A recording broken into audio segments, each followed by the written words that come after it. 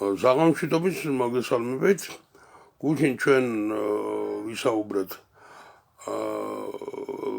პრე-ნიკია კონსტანტინოპოლის ეპოქაზე, მსოფლიო კრებების და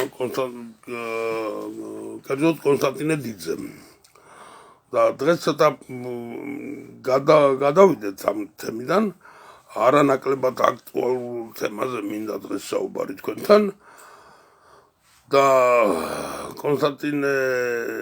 იმპერატორ კონსტანტინე დიდის შესახებ ვისაუბროთ, გავაგრძელოთ საუბარი ხვალ ზეგ როცა იქნება. დღეს მინდა გესაუბროთ კერძოდ კვეთებულზე და მის არსზე. კვეთებული საიდან შემოვიდა ქართულ კურთხევანში მე-17 საუკუნეში, ვინმე მიტროპოლიტი, ეპისკოპოს მაღალი იერარქი პეტრე მოგილამ იყო ასეთ პეტრე მოგილა, რომელმაც ლათინურიდან თარგმნა საეკლესიო სლავურ церковно-славянский. язык თარგმნა კურთხევანი ტრებნიკ. სადაც შევიდა ეს კვეთებულის ტექსტი ლათინურიდან, მაგრამ განა მე-17 საუკუნემდე ქართველები კურთხევანის გარეშე ვიყავით, მაგრამ ეს კურთხევანი იმის შემდეგ გაქრა, რაც церковно-славянскийიდან საეკლესიო სლავური კურთხევა ტრებნიკიდან ითარგმნა, მოხდა თარგმანება ქართულ ენაზე. და საერთოდ კვეთებულის არსზე ვისაუბროთ. კვეთებული 12 შეფუცების ლოცვის სახით იკითხება ყველა მას ნათელღებულზე და ნათლობის ჟამს ხდება დანერწყვა და გამიჯვნა ბოროტის სულისაგან და ყოველთა ანგელოზთა მისაგან და ყოველთა მსახურთა მისაგან და ასე შემდეგ. ანუ ყველა ნათელღებულზე უკვე კვეთებული წაკითხულია და არის ასეთი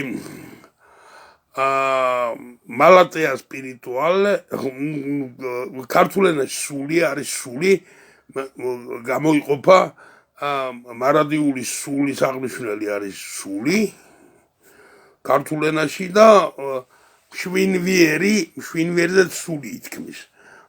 ანუ სულიერი დაავადება და სულია მაინც. რუსულში არის დუშაი დუხ, იტალიურ ენაში არის სპირიტო ანიმა, ინგლისურადაც არის spirit, soul და anima. და ეხლა აქ უნდა განსაზღვროთ ადამიანი შეპყრობილია თუ არის სულიერად დაავადებული. და ამის დიფერენცირების შემდეგ შეიძლება კონსულტაციების შედეგად მოხდეს ინდივიდუალურად რაღაც კვეთებულის ლოცვის საკითხვა. ეს ლათინური ეკლესიის, რომის ეკლესიის პრაქტიკაში დღესაც არის სპეციალურად მზადდებიან ექსორცისტები. და რომის კათოლიკე ეკლესიის თანახმად ყველა ხელდასხმული ეპისკოპოსი ავტომატურად არის ექსორცისტი.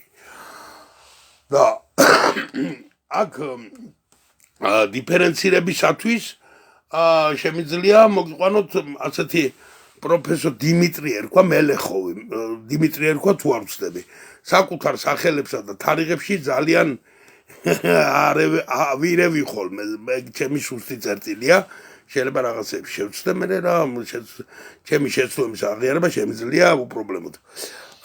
დიმიტრი მელეხოვი, ფსიქიატრი, რომელიც კონსულტირებდა სულიერად გამოცდილ ბერებთან და სულიერად გამოცდილი ბერებიც კონსულტირებდნენ ამ ფსიქიატრთან,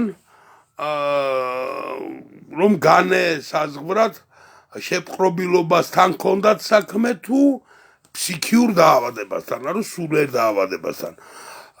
და საქართველოში ხდება რაღაც ქართულ პრაქტიკაში, საქართველოს პრაქტიკაში, ვისაც ცოტა უხეშად ვიტყვი მაპატიეთ, ვისაც არ ეზარება ყველა კვეთებულს კითხულობს. და არის ასეთი მომენტი, რომ თავისი ეკლესიურობის ერთ-ერთ პარამეტრად ძალიან ბევრს მიაჩნია, რომ მე კვეთებულებზე დავდივარ რა, კვეთებულზე ვიყავი შენ უკვე ერთხელ, როცა ნათელი იღე, როცა უარი თქვი ბოროტის სულებისაგან, ყოველთა ანგელოზთა მისაგან, ყოველთა მსახურთა მისაგან და მიანერწყვე.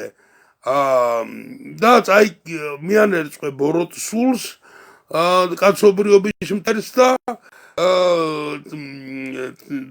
მღვდლისაგან წაკითხულ იქნა შენზე შეფუცების ლოცვები, 12 შეფუცების ლოცვა. და მერე რაღა გინდა, აი რისთვის დადიხარ კვეთებულზე, აი ეგ იგივეა რომ იარო ყბასახის ქირურგთან ან სტომატოლოგთან და ჯანმრთელი კბილები იძრო რა, იმიტომ რომ მომავალში კბილები არ აღწკივდეს. აი გაუგებარია ჩემთვის ესა.